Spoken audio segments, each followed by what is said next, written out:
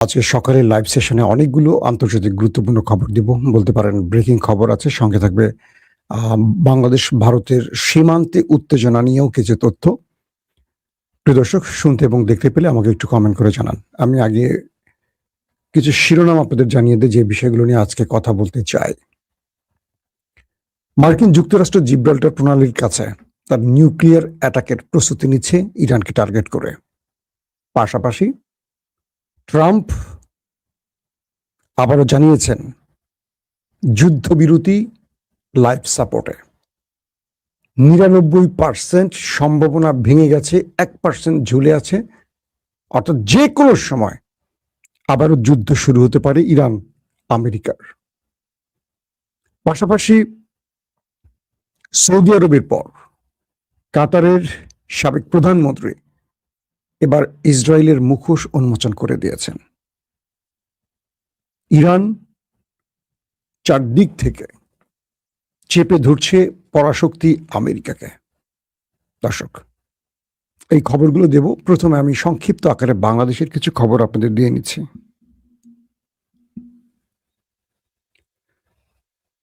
পশ্চিমবঙ্গে তৃণমূল কংগ্রেসের মমতা ব্যানার্জির পতনের পর ধর্মান্ধ বা হিন্দুত্ববাদী বিজেপির যে প্রার্থী বিজয়ী হয়েছেন শুভেন্দ্র অধিকারী, তিনি তৃণমূল ছাড়ার পর বিজেপিতে যোগ দিয়ে বরাবরই বাংলাদেশের বিরুদ্ধে সবসময় কথা বলেছেন এবং ঘৃণা ছড়িয়েছেন। তার প্রত্যেকটি বক্তব্য শুনলে আপনারা হয়তো বুঝবেন। সর্বশেষ বক্তব্যগুলো আপনারা শুনেছেন, আমাকে আর নতুন করে বলতে হচ্ছে না।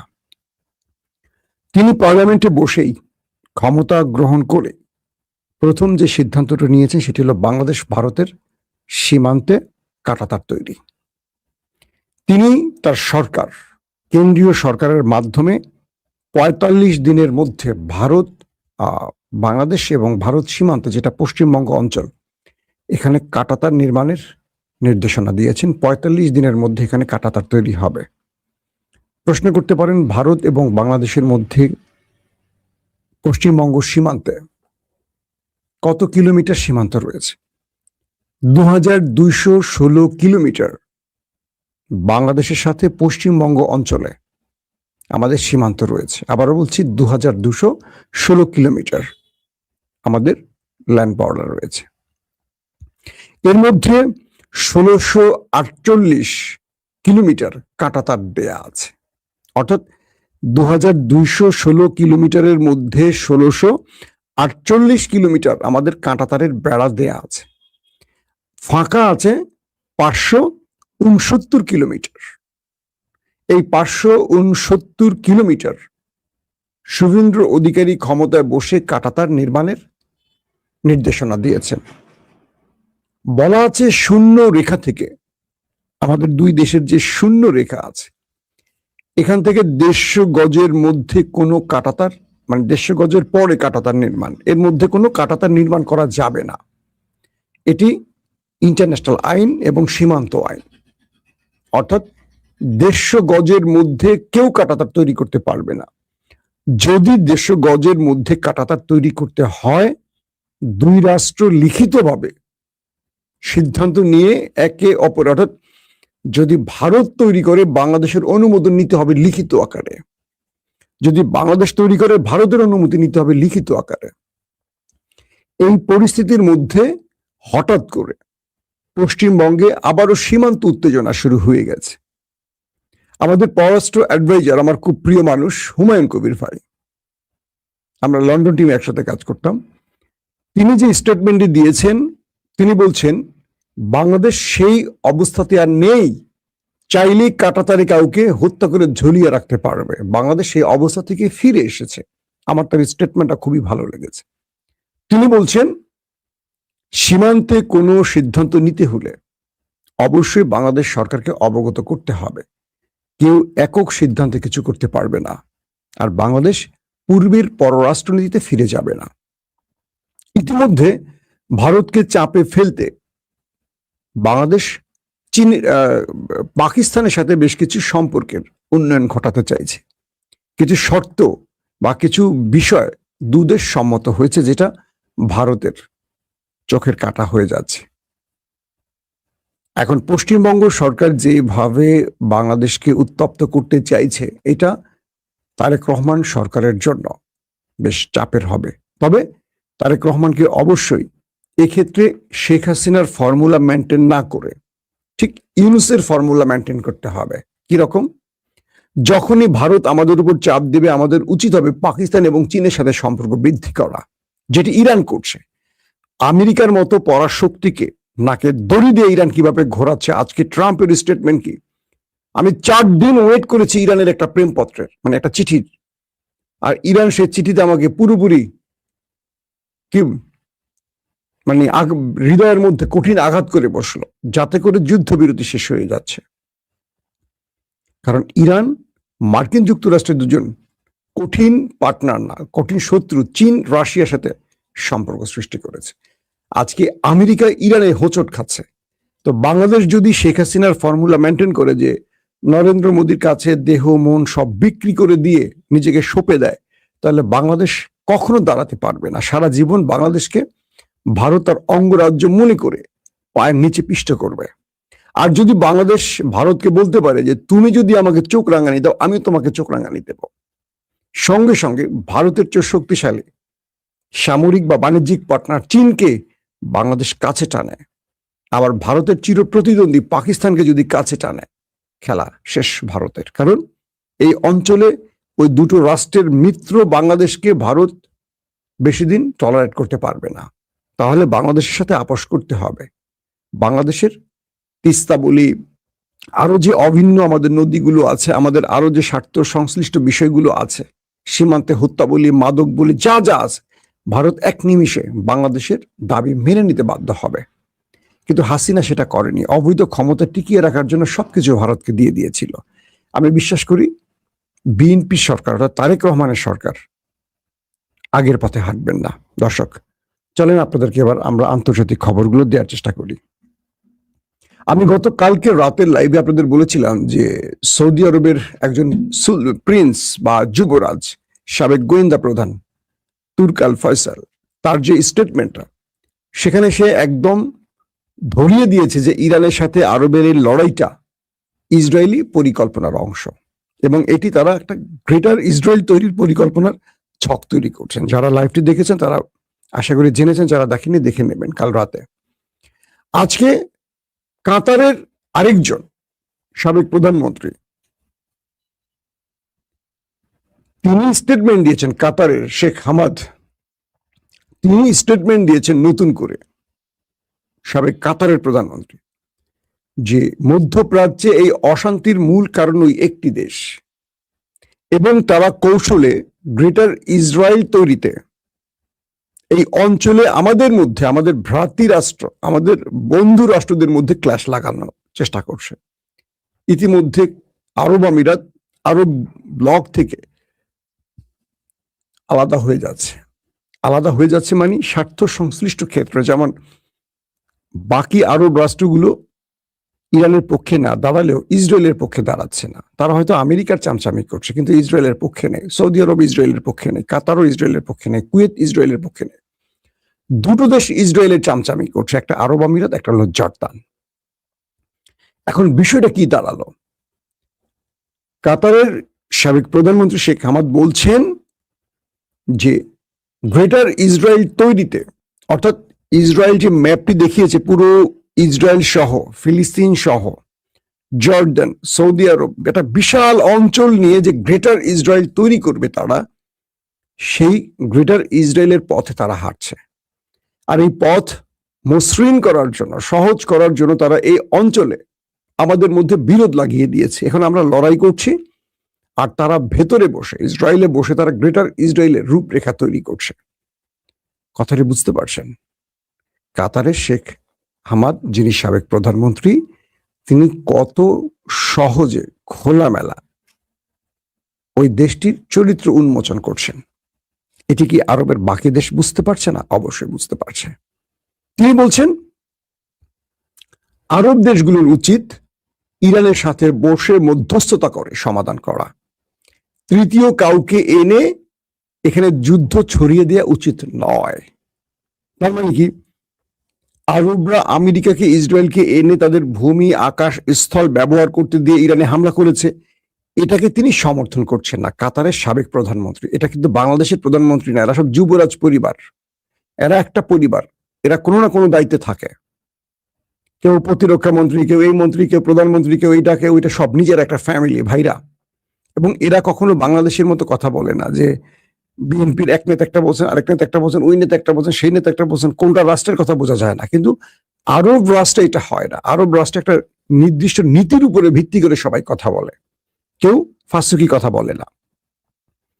শেখ হামাদ আরো বলছেন যে ইরানের সাথে আমাদের যে বিরোধগুলো আছে এগুলো টেবিলে বসে সমাধান করা যায়, কিন্তু এই সমাধানটা করতে দেবে না ওরা, মানে ইসরায়েলের কথা বলছে। তারা আমাদের মধ্যে বিরোধ তৈরি করে দিয়ে আমাদেরকে লাগিয়ে দিয়ে তাদের স্বার্থ হাসিলের চেষ্টা করছে এবং তারা সেই স্বার্থের বাস্তবায়নের দিকে এগুচ্ছে। এখন তারা গ্রেটার ইসরায়েলের ম্যাপ নিয়ে বসছে। বুঝতে পারছেন কি ভয়ঙ্কর ব্যাপার?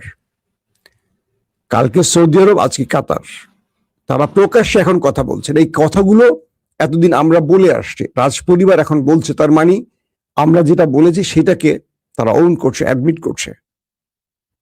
আরবরা জানে এটা নেপথ্যে কি। ইরান কি বলছে শোনেন। ইরান বলছে 1000 মাইল দূর থেকে এসে কেউ তোমাদের নিরাপত্তা দেবে? তোমরা এত বোকা কেন? তোমাদের পেট্রো ডলার ওরা কেড়ে নিয়েছে, সম্পদ গ্যাস তেল লুট করে ওরা স্বয়ং সম্পূর্ণ হচ্ছে। একদিন কি তোমাদের খনিজ শেষ হবে না? একদিন কি তোমার এই ভান্ডার খালি হবে না? তখন ওরা চলে যাবে, যখন তোমার কাছ থেকে আর কিছু নেয়ার থাকবে না। ওরা মূলত এই অঞ্চলে ইসরায়েলকে পাহারা দিতে এসছে, ইসরায়েলকে এই অঞ্চলের কর্তা বানাতে এসছে। ইসরায়েল এখানে তোমাদের মূল ক্যান্টনমেন্ট হবে, তোমাদের আঙুলের ইশারা চালাবে। ওরা ইসরায়েলকে এখানে সুপ্রিম করার জন্য আসছে। আর তোমরা ইরানকে শত্রু বানিয়ে আমেরিকাকে তোমার দেশের মধ্যে ঘাঁটি তৈরি করার সুযোগ দিয়েছ, আর আমেরিকা আমার দেশে হামলা করছে। দিন শেষে আমি মরছি না, তুমি মরছো। আমার লোকগুলো কার? তোমারই ভাই, তোমারই বন্ধু, তোমারই ব্রাদার। ইরান বলছে কখনো কোনোভাবে আমেরিকাকে গালফ কান্ট্রিতে সহ্য করা হবে না। যতক্ষণ এই অঞ্চলে তারা থাকবে ততক্ষণ লড়াই চলবে। তাদেরকে আমরা আর কোনোভাবে এই অঞ্চলে থাকতে দেব না। ট্রাম্প খেপে গেছে। চীনের কি বলে, ইরানের সেই চিঠি পাওয়ার পর ট্রাম্প বেশ কিছু, গত 24 ঘন্টা অনেকগুলো স্টেটমেন্ট দিয়েছেন। একটি স্টেটমেন্টে তিনি বলছেন যে আমার বন্ধু শি জিনপিং, তার সাথে আমার খুব শীঘ্রই দেখা হচ্ছে, আমি তাকে খুব সম্মান করি, তিনি আমাকে বোঝেন। আমি বিশ্বাস করি শি জিনপিং ইরানের বিষয়ে সঠিক সিদ্ধান্ত নেবেন। মানেটা কি? ট্রাম্প যখন বুঝলেন যে ইরান আর ট্রাম্পকে বা আমেরিকাকে পাত্তাই দিচ্ছে না, তখন শি জিনপিং এ একটু পাম মারছেন যে শি জিনপিং তুমি একটা সমাধান করে দাও আমায়। আমি তার মুখ দেখাতে পারছি না, কমাস পর আমার মধ্যবর্তী নির্বাচন, আমি তো শেষ। এখন এই যুদ্ধে আমি যদি পরাজিত হই বা এখানে আমি শেষ করে দেই, তাহলে আমার মধ্যবর্তী নির্বাচনে আমার রিপাবলিক বা আমি হেরে যাচ্ছি। আমার বিরুদ্ধে অ্যারেস্টিং ফাইল মামলা আছে, আমি সেখানে আটকে যাচ্ছি। প্রেসিডেন্ট থেকে কয়দিন নিজেকে বাঁচাবো, কিন্তু কদিন পর তো আমাকে জেলে যেতে হবে নারী ধর্ষণ চেষ্টার কারণে। ট্রাম্প তার দ্বিতীয় দফা আরেকটি স্টেটমেন্ট দিচ্ছেন কি, যে আমি কুর্দিদের অস্ত্র দিয়েছিলাম ইরানের বিরুদ্ধে লড়াই করতে। চিন্তা করেন কুর্দিরা কত বিশ্বাসঘাতক, আমার অস্ত্রগুলো মেরে দিয়েছে। হাসবো না কাঁদবো? আমেরিকা কুর্দিদেরকে অস্ত্র দিয়েছে ইরানের বিরুদ্ধে লড়াই করতে, কুর্দিরা দলে দলে আমেরিকার মূল্যবান অস্ত্রগুলো নিয়েছে, নিয়ে মেরে দিয়েছে। বলছে আমরা ইরানের সাথে লড়াই করবো কেন, আমাদের দরকার আধুনিক অস্ত্র পেয়ে গেছি। এগুলো নিয়ে তারা বসে আছে। আমেরিকা বলছে তোমরা আমাদের অস্ত্র হজম করতে পারবে না। কুর্দিরা বলছে আসো, নিতে আসো, আমরা শুধু মরবো না, তোমাদের একটা মাইরা মরবো। মানে কুর্দিদের এই ক্যারেক্টারটা মজা লাগছে, বুঝছেন? আমেরিকা তাদেরকে তলে তলে অস্ত্র দিয়ে ইরানের বিরুদ্ধে লড়াই করাবে, আর কুর্দিরা অস্ত্রগুলো নিয়ে পালায় গেছে। আমেরিকা মাথায় হাত দিয়ে বসেছে, হায় খোদা, আবার অস্ত্রগুলো এখন কোন কাজে ব্যবহার হয়? আজকের তালেবান, যাদেরকে সোভিয়েত ভাঙার সময় আমেরিকা তৈরি করেছিল, সেই তালেবানরা আজকে আমেরিকার সাথে লড়াই করে আমেরিকাকে খেদিয়ে আফগান দখল করলো। ইতিহাসটা এরকমই। ট্রাম্প তার আরেকটি স্টেটমেন্ট দিয়েছেন যে আমি 4 দিন ধরে ইরানের সেই চিঠির অপেক্ষা করেছে, কিন্তু যে চিঠিটি আসছে মনে হচ্ছে ইরান কয়েক সেকেন্ডে সেই চিঠির উত্তরটা লিখে আমাদের পাঠিয়ে দিয়েছে, আমাদেরকে মূল্যই দিল না। সেই চিঠি আমাদের হতাশ করেছে। কি লিখলো ইরান, এগুলো কি বলছে? যুদ্ধবিরতি এখন লাইফ সাপোর্টে চলে গেছে, লাইফ লাইনে চলে গেছে। 99% সম্ভাবনা আবার যুদ্ধ বেঁধে যাবার, 1% ঝুলে আছে। কে বলছে? Donald Trump. তার মানে ইরান আমেরিকার প্রস্তাবনার যে উত্তর দিয়েছে, মাসুম ভাই আপনার হেটার্স আজ নাই নাকি? আমার হেটার্স কারা বলেন? সবাই তো আমাকে ভালোবাসে না। আজকে আমার হেটার্স খোঁজেন তো, 2-1 হেটার্স বের করেন। মাসুম ভাই পরমাণু বোমাবাজি জাহাজ কোন এলাকায় আছে? জিব্রাল্টার। তো এখন যে বিষয়টি তৈরি হলো, এই পরিস্থিতির মধ্যে তিনি বলছেন যুদ্ধবিরতি এখন লাইফ সাপোর্টে, যে কোনো সময় এটা ভেস্তে যাবে, আবার নতুন করে যুদ্ধ শুরু হওয়ার সম্ভাবনা বেশি। কারণ ইরান আমাদের যে প্রস্তাবনাগুলোর উত্তর দিয়েছে একটি তো আমরা সমর্থন করতে পারছি না। ইরান নিউক্লিয়ার ইস্যুটা পুরো বাদ দিয়ে দিছে, যেটি আমাদের মূল টার্গেট। দর্শক, আরেকটি খবর হলো যে কয়েকটি গণমাধ্যম দাবি করছে জিব্রাল্টার প্রণালীর আশপাশে মার্কিন যুক্তরাষ্ট্রের নিউক্লিয়ার অ্যাটাকের প্রস্তুতি চলছে। সেখান থেকে তারা বিশেষ কি বলবো রণতরী নাকি, সেখান থেকে ইরানকে টার্গেট করে নিউক্লিয়ার অ্যাটাক করতে পারে এরকম প্রস্তুতি নিচ্ছে কিছু গণমাধ্যম দাবি করেছে। এটি যদি হয়ে থাকে এটা খুব ভয়ঙ্কর ব্যাপার। মার্কিন যুক্তরাষ্ট্রের আরেকটি তথ্য আছে যেটা দিয়ে শেষ করবো আজকের ভিডিও। ইরানের সাথে 40 দিনের যুদ্ধে তারা, কেউ বলছে 50%, কেউ বলছে 30% অস্ত্র ফুরিয়ে গেছে, ড্রোন মিসাইল হাবিজাবি ফুরিয়ে গেছে। অবাক লাগে না যে ইউক্রেনের সাথে রাশিয়া আজকে কত বছর যুদ্ধ করছে, এখনো রাশিয়ার অস্ত্র ভান্ডার খালি হয়নি। ইরানের সাথে 40 দিনে আমেরিকার অস্ত্র প্রায় ফুরিয়ে আসছে। অর্থ কি? এত ম্যাসিভ আকারে, এত বড় আকারে ইরানে হামলা করছে আমেরিকা, নাকি আমেরিকার অস্ত্র আসলেই কম ছিল অথবা বিক্রি করে ফেলছে? বিশ্লেষকরা বলছেন আমেরিকা ইরানের মধ্যে এত ম্যাসিভ আকারে অ্যাটাক করেছে যে তাদের অস্ত্র প্রায় ফুরিয়ে আসছে। কিন্তু ইরান এই যুদ্ধ চলাকালীন সময়ের মধ্যে 24 ঘন্টা 7 ডে অস্ত্র তৈরি করেছে, ড্রোন তৈরি করেছে, মিসাইল তৈরি করেছে। যেই কারণে ইরানের পররাষ্ট্রমন্ত্রী বলছে, যখন সিআইএ রিপোর্ট দিয়েছে যে ইরানের অস্ত্র 75% এখনো অক্ষত আছে, মজুদ আছে, 75% ট্রাম্প বলছিল যে সব শেষ, কিন্তু সিআইএ বলছে না সব শেষ না, 75% আছে এখনো, মাত্র 25% তারা ব্যয় করেছে। আর আব্বাস আরাকচি বলেছিল কি 120% এখন আমাদের আছে। 120 মানে 100%, 120% আছে। কারণ এই যুদ্ধ চলাকালীন সময় থেকে অদ্যাবধি আমরা যে পরিমাণ অস্ত্র নির্মাণ করেছি শত্রুকে ঘায়েলের জন্য, এটা আমেরিকা কল্পনাই করতে পারবে না। প্রত্যেকে ভালো থাকবেন।